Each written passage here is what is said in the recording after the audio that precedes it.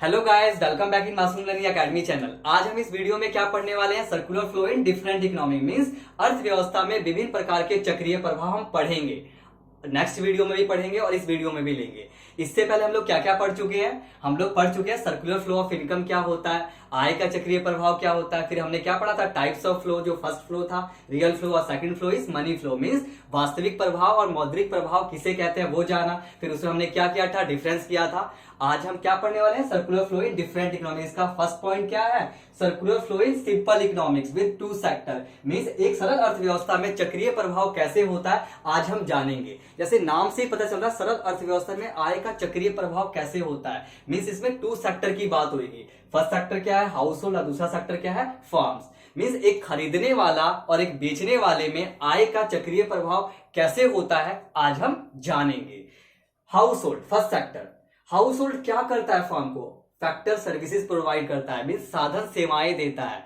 और फर्म क्या करता है? उस साधन सेवाओं को पाकर प्रोडक्शन करता है और प्रोडक्शन करेगा जो फैक्टर सर्विसेज देगा फर्म को, तो उसके बदले में फर्म क्या करेगा? उसको फैक्टर पेमेंट करेगा मींस साधन का भुगतान करेगा। ये आज पढ़ेंगे। इस सेक्टर में ये जो सिंपल इकोनॉमी इसमें कोई तीसरा सेक्टर है ही नहीं मींस यहाँ पे कोई सेक्टर, ना ही गवर्नमेंट सेक्टर है ना ही यहाँ पे फॉरेन सेक्टर है। सिर्फ दो ही सेक्टर की बात होगी कि आय का चक्रीय प्रभाव क्या क्या होता है, कैसे चलता है, देखते हैं। ये दोनों सेक्टर जो आज सिंपल इकोनॉमी की बात करेंगे, रियल फ्लो और क्या मनी फ्लो, दोनों का कॉम्बिनेशन चलता है अर्थव्यवस्था में। आपको मैंने जब रियल फ्लो और मनी फ्लो पढ़ाया था तो वहां भी मैंने आपको बातें बताया था। सबसे पहले हम डायग्राम के फॉर्म में जानेंगे कि सिंपल इकोनॉमिक में आय का चक्रीय प्रभाव कैसे चलता है। उसके बाद से जो मैंने आपको बता अजम्पशन लिखी है वो अल्टीमेटली आप लोग क्या समझ जाएंगे। चलिए, हाउस होल्ड। हाउस होल्ड क्या करेगा? फर्म के लिए फैक्टर सर्विसेज प्रोवाइड करेगा।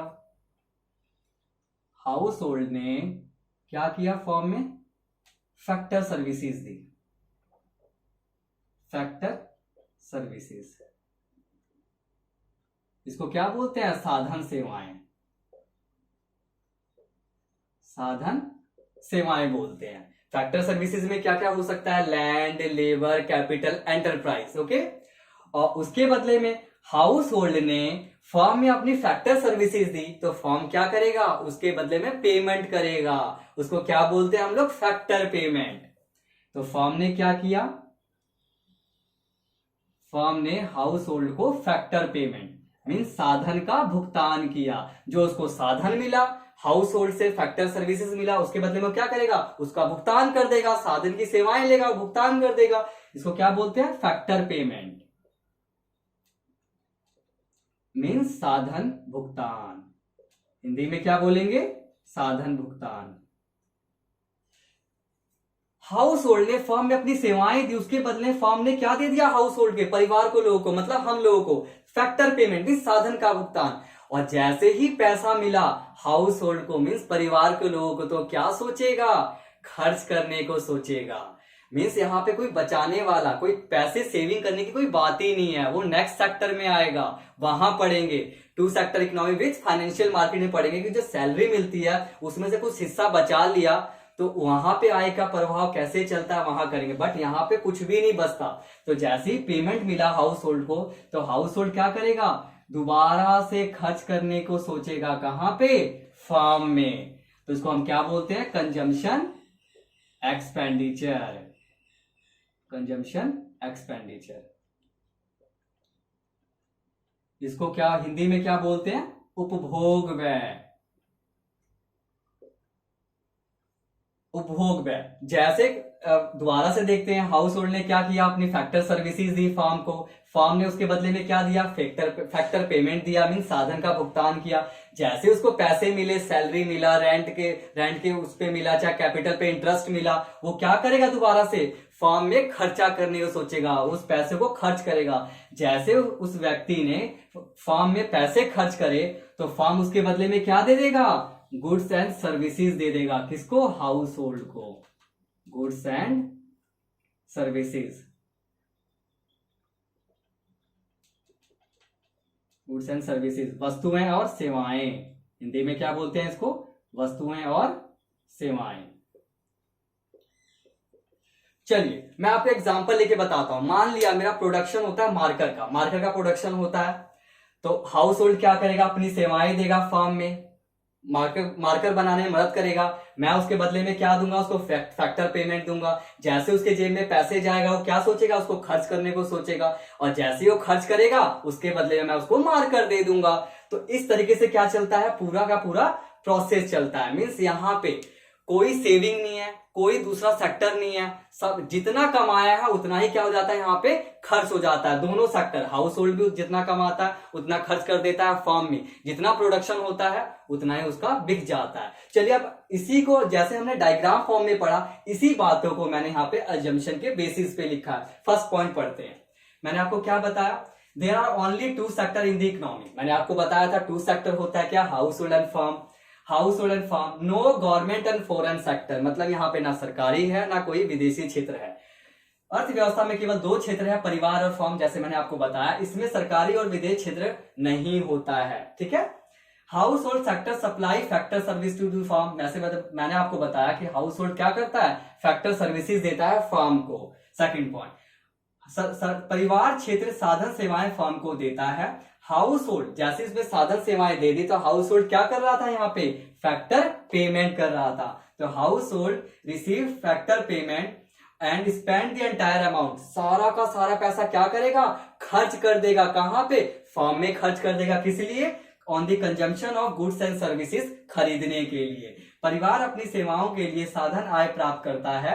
जब साधन आय प्राप्त किया और सारी राशि वस्तुओं और सेवाओं के उपभोग व्यय पर क्या कर देता है, खर्च किया। जैसे यहाँ फैक्टर पेमेंट मिला, देखिए उसने सारा का सारा पैसा क्या, फर्म में खर्च कर दिया। अब फर्म उसके बदले में क्या दे देता है, हाउस होल्ड के परिवार के लोगों को जिसने फैक्टर सर्विसेज प्रोवाइड किया था उसके बदले में उसको गुड्स एंड सर्विसेज दे देता है, मीन्स वस्तुएं और सेवाएं दे देता है। यही। और लास्ट में क्या लिखा मैं, D point, there are no saving, यहाँ कोई सेविंग नहीं है, ना ही फर्म कुछ बचा रहा है यहाँ पे, और ना ही यहाँ पे हाउस होल्ड के लोग बचा रहे हैं। मतलब जितना कमाया सबके सब क्या हो जा रहा है, खर्च हो जा रहा है, कोई सेविंग नहीं है यहाँ पे। ओके, चलिए मैंने आपको रियल फ्लो और मनी फ्लो में बताया था कि हमारी इकोनॉमी में दोनों का कॉम्बिनेशन चलता है, रियल फ्लो का भी और मनी फ्लो का भी। कैसे चलता है देखिए, जो यहाँ पे आउटर लूप है, जो बाहरी घेरा है, जैसे बाहरी घेरा कौन सा, ये वाला जो बाहरी घेरा है वो क्या है हमारा, वो हमारा रियल फ्लो है। कैसे रियल फ्लो है देखिए जरा। जैसे हाउस होल्ड ने अपनी फैक्टर सर्विसेज प्रोवाइड करी तो वहां पे रियल फ्लो में क्या था, सामान के बदले में सामान, सेवाएं के बदले में सेवाएं, without involvement of a money. वहां पे मनी का कोई इन्वॉल्वमेंट नहीं था। तो देखिए मैंने बताया था कैसे चलता है दोनों का कॉम्बिनेशन, रियल फ्लो और मनी फ्लो में बताया था। हाउस होल्ड ने अपनी फैक्टर सर्विसेज दी फर्म में, तो फर्म उसके बदले में क्या दे दिया, गुड्स एंड सर्विसेज दे दिया। ये आउटर लूप में, बाहरी घेरा में आप लोगों को नजर आ रहा है। और मनी फ्लो में क्या बताया था आपने, मुद्रा प्रभाव में, वहां पे मनी की इन्वॉल्वमेंट होती है।